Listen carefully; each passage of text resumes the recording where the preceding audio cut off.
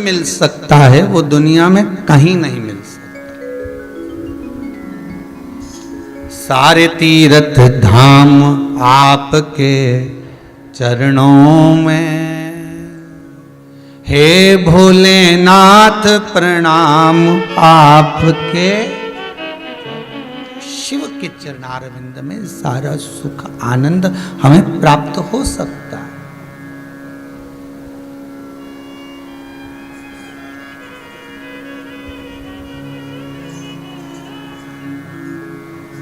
अहिल्याबाई भी कोई सतयुग की नहीं थी, त्रेता की नहीं थी, द्वापर की नहीं थी, कलियुग की थी। ये नाम भगत भी सतयुग त्रेता का नहीं थे, द्वापर के नहीं थे, यही कलयुग के थे। कड़प सतयुग त्रेता और द्वापर के नहीं थे, यही कलयुग के थे।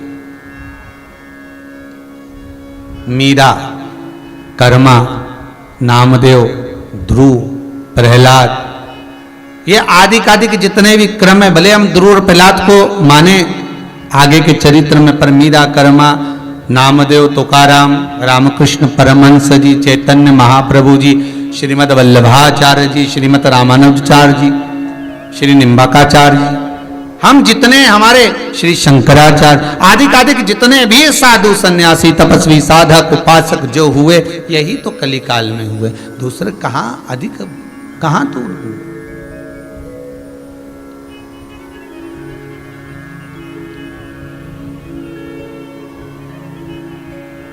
एक प्रश्न है,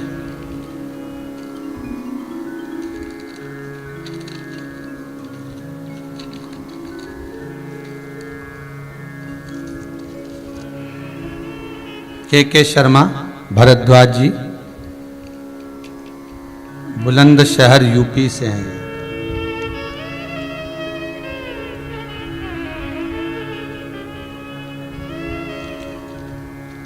हमारे यहां पर शिवलिंग है, पर केवल लिंग रूप में ही है। पार्वती जी का हस्त कमल अर्थात जिस पर शिवलिंग रखा हुआ है वो नहीं है, और उस पर अशोक सुंदरी की जगह भी नहीं है।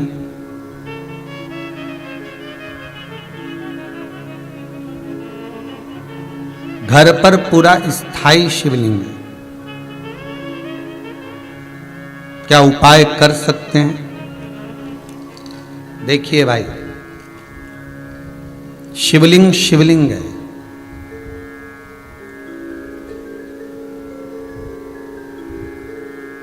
भले वो पार्वती जी का हस्त कमल ना हो, भले अशोक सुंदरी की जगह ना हो, भले अशोक सुंदरी की जगह भले ना हो, और भले उसमें हस्त कमल माता पार्वती जी का ना हो, परंतु शिवलिंग शिवलिंग है। भगवान भूत भावन वहां विराज रहे। और एक और बात अच्छे से ध्यान कर लीजिए महाराज, शंकर के शिवलिंग को जहां रखा है आपने, भले वो भूमि हो, चाहे प्लेट हो, कटोरी हो, एक चोमली बना ली हो, कपड़े पर रखा हो, वो हस्त कमल ही माना जाए। बस इतना जरूर है कि गोल बनाते हैं तो उसमें अशोक सुंदरी का स्थान नियुक्त नहीं होता।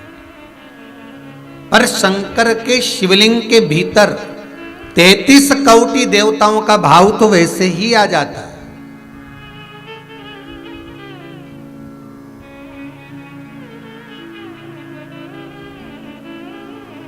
किसी ने एक प्रश्न किया, गुरुजी आप बताते हो कि कमर दुखे, हाथ पैर दुखे, पांव दुख रहे हो, कमर दुख रही हो, पीठ दुख रही हो, सिर दर्द हो रहा हो, तो शंकर जी के मंदिर में जाकर शंकर जी की शिवलिंग की बेलपत्र उठाकर शंकर जी के शिवलिंग को देखकर चबा चबा कर खाना है। तो हम ऐसे बेलपत्र खा लें तो घर पर ले जाकर शिवलिंग देखकर क्यों? तो शास्त्र कहता है कि उसके प्रतिबिंब से, उस शिवलिंग के स्वरूप से जो किरण निकलती है, उस किरण से ही तो हमें रोग मिटाना है।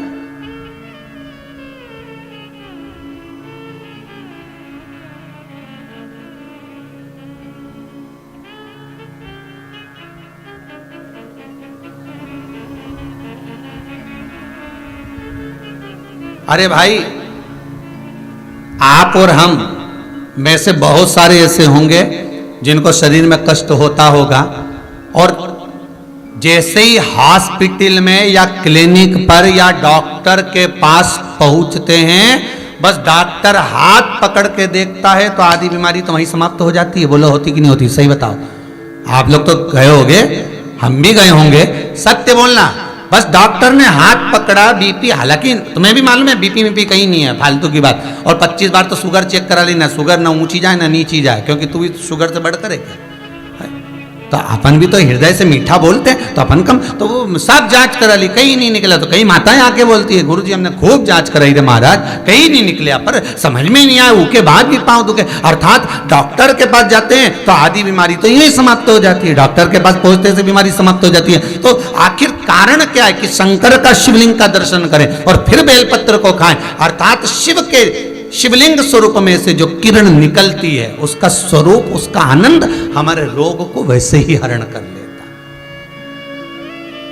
हमारे रोग को वैसे ही समाप्त कर देता।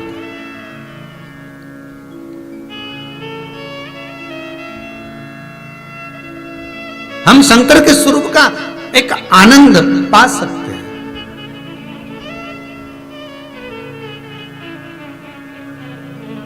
चलो जाने दो, एक और सरल भाषा से समझो।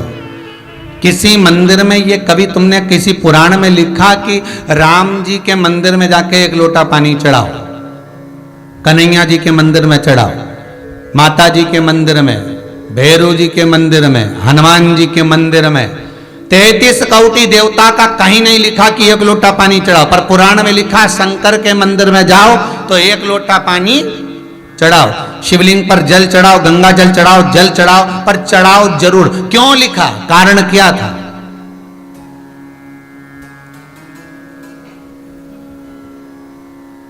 एक आध बार राम जी के मंदिर जाओ, कन्हैया जी के मंदिर जाओ, देवी जी के मंदिर जाओ, अच्छा बढ़िया माता जी चुंदड़ी मुंदड़ी पहन के बैठी हो, बढ़िया सब लगा लोगों के, और पंडित जी के हट यहाँ से, और बाल्टी भर के, लोटा भर के पानी ले जाओ और माता जी के चढ़ा दे। फिर देख, फिर पंडित के जो माता है उसके देख, अभी तो तूने माता जी के चढ़ाया था, अब माता जी तेरे पे चढ़ेगी, अब हम देख। है?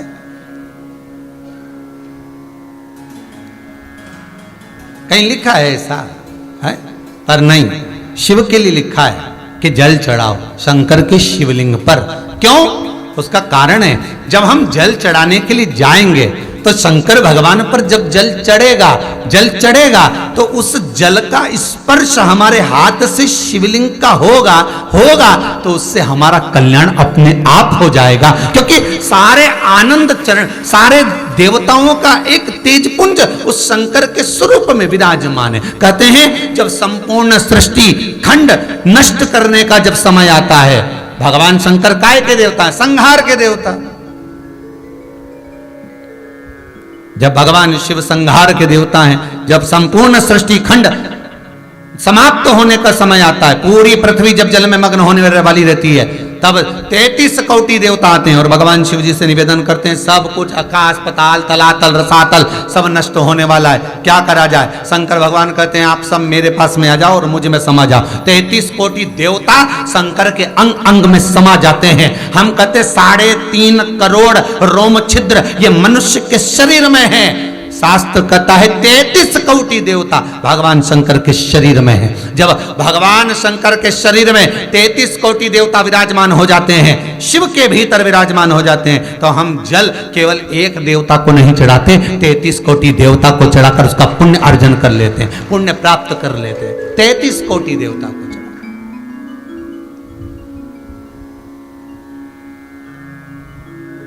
जैसे नीम के वृक्ष में 64 योगनियां होती हैं, देवियां होती हैं, इसलिए आज भी हमारे विधान है, आज भी विधान है कि किसी को बहुत तेज बुखार आ रहा है, बहुत तेज बुखार, महाराज एक लोटा पानी लो, उसमें नीम की, कड़वी नीम की डाल दो, और डालने के बाद बच्चे पे से जिस पे बुखार आ रहा है उसको 7 बार उतारो और ले जाकर नीम के पेड़ में डाल दो, और उस नीम की जो झाड़ है जो पानी के अंदर पड़ी थी उसका जल उस बुखार वाले व्यक्ति पे छींट दीजिए। 15 से 20 मिनट में बुखार नीचे समाप्त। देवियां अपना भाग ग्रहण कर लेती, देवियां भाग को प्राप्त। वो तो अब इन सारे वृक्षों की जो महत्वता है, चाहे नीम हो, बेलपत्र हो, शमी पत्र हो, महाराज रुद्राक्ष हो, इनकी जो महत्वताएं हैं, लोगों ने अपनी महत्वता दिखाने के चक्कर में इन सबको छुपा दिया। वो तो ये शिव महापुराण को वेद व्यास जी ने लिखा, इसमें सारा वर्णन कर दिया कि कौन से वृक्ष से हम क्या क्या फल प्राप्त कर सकते हैं। एक स्कंद पुराण, शिव पुराण, लिंग पुराण और नर्मदा पुराण, ये पुराण शंकर से ऐसी जुड़ गई जिससे हम प्राप्त कर सकते, जिससे हम ग्रहण कर सकते।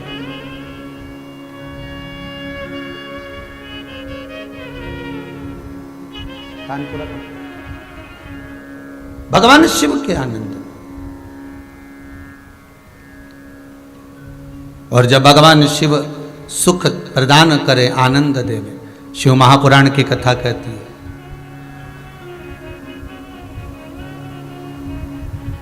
हम भी भले शिवलिंग साथ में लेकर ना चले, अहिल्याबाई जैसे, हम भले शिवलिंग को पल्लू में बांधकर ना चले, पर शिव महापुराण की कथा कहती है हम शंकर का अनुमोदन कर कर तो चल सकते, हम शंकर का स्मरण कर कर तो चल सकते हैं।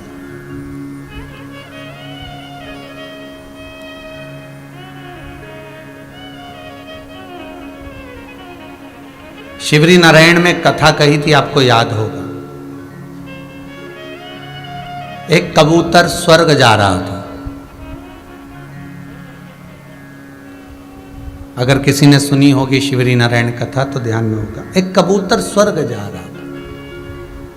एक पक्षी रेगिस्तान में, जिसके पंख पूरे जल चुके थे, पीने के लिए पानी नहीं मिल रहा था,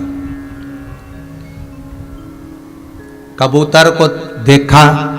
कबूतर ने उसको पूछा क्या बात है। उसने पूछा कबूतर से, तुम कहाँ जा रहे हो? उसने कहा रे मैं बैकुंठ जा रहा हूं। अच्छा हाँ। तो उस पक्षी ने कहा कि एक बार भगवान से ये जरूर कहना,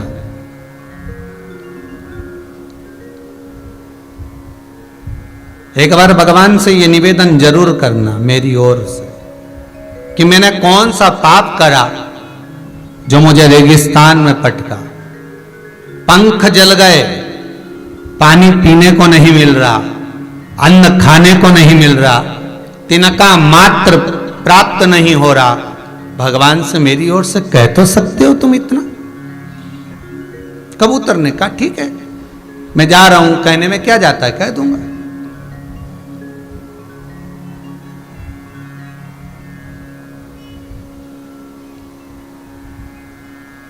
कहने में जाता क्या है, वो मेरे को कहने में कुछ नहीं जाता, मैं कह दूंगा।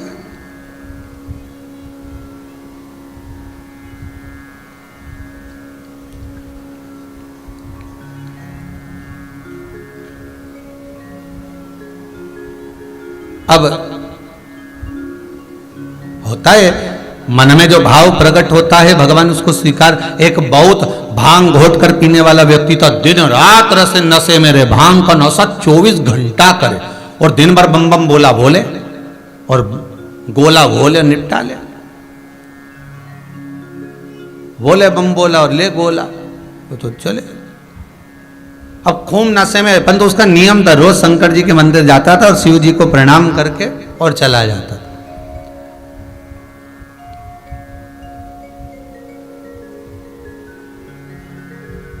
अब आज इतना नशे में हो गया कि शंकर जी के मंदिर की जगह गणेश जी के मंदिर पहुंच गया। अब गणेश जी के मंदिर पे जाकर खड़ा हो गया और बिल्कुल नशे में था, भांग के झूम रिया था, बोला भोला करता करता शंकर जी को देख रही। तो उसको शंकर जी तो कहीं दिख ही नहीं रहे। अब मन में बड़बड़ा रहा, बताओ आज बाप की जगह बेटा है। अब उसको ये नहीं मालूम कि शंकर की जगह गणेश जी का मंदिर है, आज बाप की जगह बेटा। अब बहुत देर तक सोचता रही अब करूं क्या, उसने इंतजार भी करा कि शंकर जी आएंगे, मंदिर चेंज हो जाएगा, फिर नीरी आ गया। तब उसने पिताजी से कह देना आया था, चला गया, चला गया। भाव देखिए उसका, भले गोला था पर मुख से बोला, बोल कर गया। उसकी शुद्धता शिव में थी।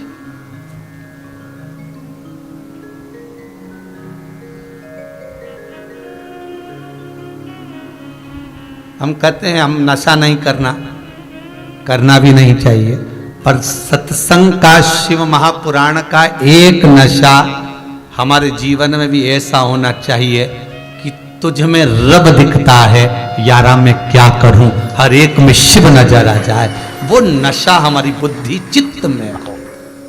और है ऐसा, ऐसा नहीं कि नहीं है। कई लोग टीवी खोलते हैं तो यही देखते हैं कब शिव पुराण आ रही है, जरा देखो, जरा चैनल चेंज करो, कौन सी टीवी पे आ रहा है, अभी इस पे आ रहे थे, अब इस पे आ रहा है, अब देखो जरा कौन से पे, तो चेंज कर करके देखते रहते, कितनी बजे कितनी पल। पड़ोसन को फोन लगाएंगे, क्यों कोई आया क्या सियोर वाला महाराज का कोई समाचार, देख दे जरा, है कोई अच्छी कोई क्लिपिंग मिलिपिंग आई है तो हमारे भेज देना। एक एक व्यक्ति 50-50 60 ग्रुप में भेजे, जरा देख तो जरा कोई अच्छी बात आई हो तो जरा भेज जरा। अब भगत शिव का तुम कह देना भगवान से कि मेरे को इतना दुख क्यों दे रहा है। तो पहुंच गया कबूतर ऊपर और धर्मराज के पास गया। धर्मराज ने पूछा क्या बात है कबूतर, तुम दुखी दिख रहे हो, तुम तो बैकुंठ जा रहे हो, तो तुम्हें तो प्रसन्न होना चाहिए। नहीं, दुख इस बात का है कि नीचे एक पक्षी मिला था मुझको, बेचारा बड़ा दुखी था, उसके पंख जल गए, उसके पास में खाने पीने का कुछ नहीं है, कुछ कृपा कर दो ना आप, मेरी तरफ से कृपा कर दो, मैं विनती कर रहा हूं, कुछ तो कृपा करो। धर्मराज ने कहा बहुत पापी है वो, उसको भुगतना पड़ेगा, भोगना पड़ेगा। तो उसको कुछ नहीं मिलेगा, ऐसे ही रहेगा, बिल्कुल ऐसे ही रहेगा, कुछ खाने को नहीं मिलेगा, कुछ भी प्राप्त नहीं होगा। ठीक है, कबूतर बैकुंठ घूमते घूमते देवऋषि नारद के पास चले गए। देवऋषि नारद से पूछा, नारद जी मन में थोड़ा सा दुख है। नारद जी बोले क्या दुख है। एक पक्षी बेचारा पड़ा हुआ है, तो उसको कुछ खाने पीने को नहीं मिल रहा, बड़ा दुखी है, पंख वंख सब जल गए, कुछ नहीं बचा। अब नारद जी बोले भैया जो कर्म में लिखा होगा वो तो भोगना ही पड़ेगा, एक काम हो सकता है। तो क्या, शंकर भगवान के पास चले जा, वो ये भाग्य और कर्म कुछ नहीं देखते, वो तो दुखी देखे ने उनने दिया बस। उनको तो जिसने बोला बम बम बोला और उन्होंने दे दिया सोने का हंडा उठा के तुरंत। जब चोर को कुबेर बना सकते हैं तो तू तो जा। अब शंकर जी के पास पहुंच गया। भोलेनाथ जी बोले क्या, वो पक्षी बेचारा है ऐसा।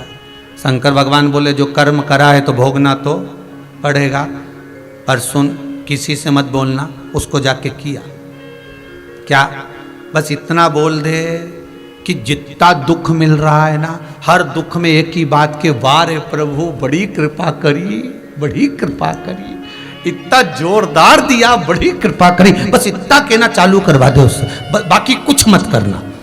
अब भोलेनाथ तो भोलेनाथ ऐसे ही काम करवाते हैं। जा बस इतना बोल दे, हर चीज में वो कृपा करना कि भगवान बड़ी कृपा करी प्रभु आपने, बस इतना बोल। ठीक है, बोल दिया। उस पक्षी ने पूछा कबूतर तू वापिस आ गया, तूने मेरा बोला हाँ भगवान से बात करी थी, एक सामने मना कर दिया, पर शंकर जी बोले कि ऐसा बोल कि बड़ी कृपा करी। तो क्या काय की कृपा करी, मैं तो पंख जल कर के कृपा करी। तू तो बोलने में क्या जाए, बोलता रहे, बोलने में क्या जाए, बोल। उसने भी चालू कर दिया, वाह प्रभु बड़ी कृपा करी, कष्ट बहुत है, पानी नहीं मिल रहा, बड़ी कृपा है, मत मिल रहे तो उसमें भी तुम्हारी कृपा है, खाने को कुछ नहीं मिल रहा पर आपकी कृपा है। एक दिन भगवान विष्णु लक्ष्मी जी के साथ घूमने निकले और घूमते घूमते लक्ष्मी जी रूठ गई। लक्ष्मी जी ने नारायण जी कहा प्रभु ये क्या है। भगवान विष्णु बोले क्या है बताओ।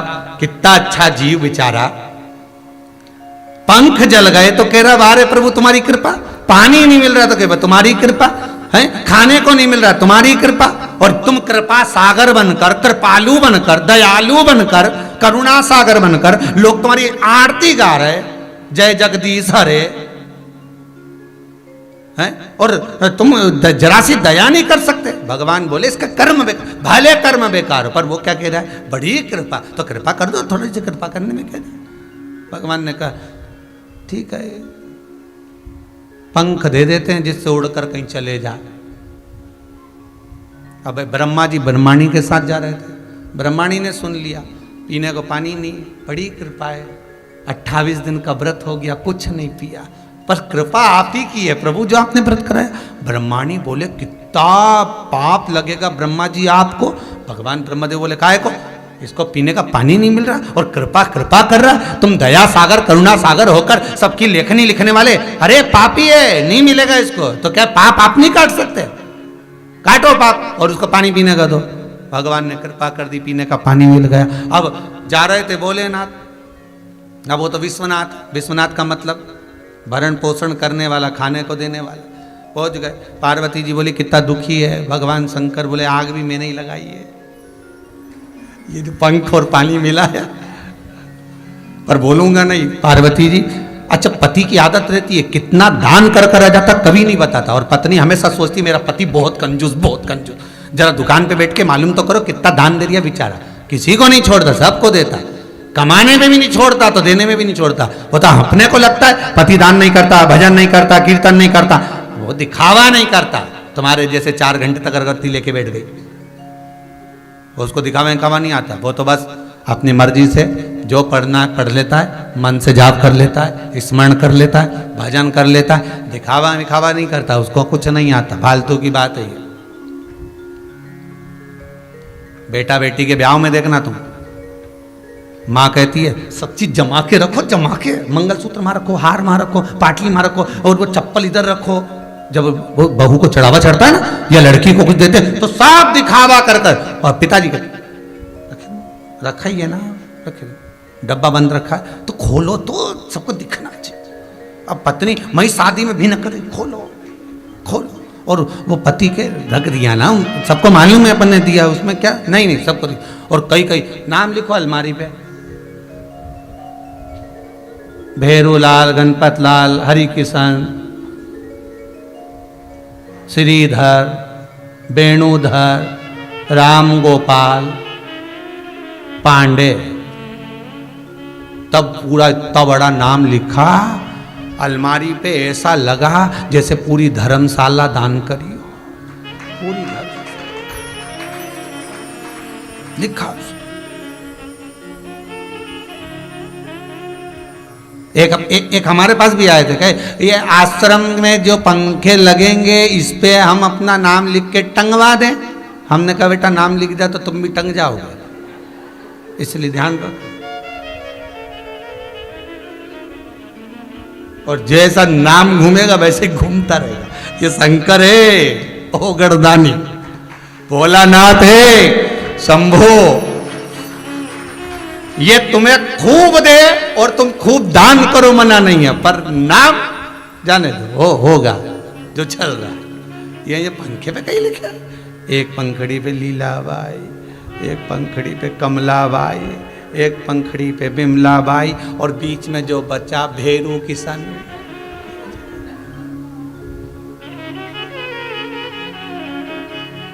अब जो तार लगा उस पर और लिख दे बिजली बाई, उसको क्या छोड़ दिया, उस पर और लिख दे। ए बोला ए रे शंभू,